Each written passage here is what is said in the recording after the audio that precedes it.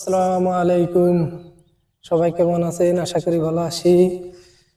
রমজানের সকালবেলা মাঠে আসলাম, সুন্দর সবুজ শ্যামল ধান দেখাতে আসলাম। কিছু ধানে যে বাল বেরিয়ে গেছে, কিছু ধানে এখনো বাল বেরোয় নেই। আসলাম আপনাদের মাঝে, আপনারা ভিডিওটা দেখবেন। আর একটা প্রশ্ন সেটা হলো যে সবাই বলে যে এই ভিডিওতে কমেন্ট করেন হাজার হাজার ফলোয়ার আসবে। এই যে যে মিথ্যে কথাটা বলে, এটা কি বলা ঠিক?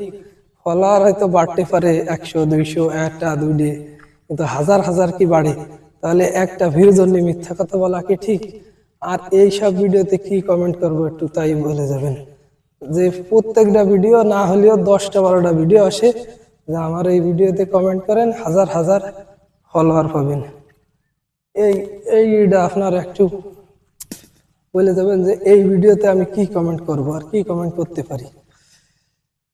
যদি কোনো বড় ইউজারের সামনে যায়, তারা যদি দেখেন, তারা আমাকে একটু জানাবেন। আর এই যে দেখেন, এই গাছটারে আমরা ঝাপিটা পারি বলি।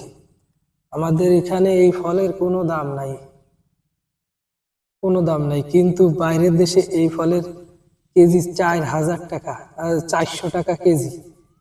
অথচ আমরা এই ফলটা কোনো সময় কোনো করি না, এই বনে জঙ্গলে মাঠে ঘাটে হয়ে থাকে। তবে এই গাছের একটা গুণ আছে, সেই গুণটা হচ্ছে খুব উপকারিতা, শরীরের জন্য খুব উপকার। এই যে এই ফলটা, এই ফলটা যখন পাকবে তখন খাইলে শরীরে খুব উপকার হয় নাকি আমি শুনেছি। দেখেন কি সুন্দর দৃশ্য, মাঠে মেশিন চলতেছে ওইদিকে। ঘুরতে ঘুরতে আসলাম মাঠে, দেখলাম কত কি, কোনো ধানে বাল বেরোইছে, কোনো দাগে বারোয়নি। একদিন সেটাও বেরিয়ে পেকে যাবে। ঠিক তেমনি হঠাৎ করে মনে পড়লো আমিও তো একদিন বুড়ো হয়ে মারা যাব। তাই তো সবাই আসেন, আমরা মিলেমিশে ভালো কাজ করি, 5 ওয়াক্ত নামাজ পড়ে আল্লাহর প্রিয় বান্দা হয়ে যায়। সবাই ভিডিওটা দেখবেন।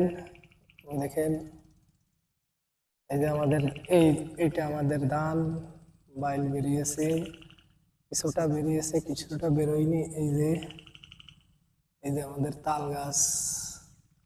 এখন মূলত আমি মাঠে আসছি এই তাল গাছের 2-3টে পাতা কেটে নিয়ে যাব বাড়ি, একটু দরকার।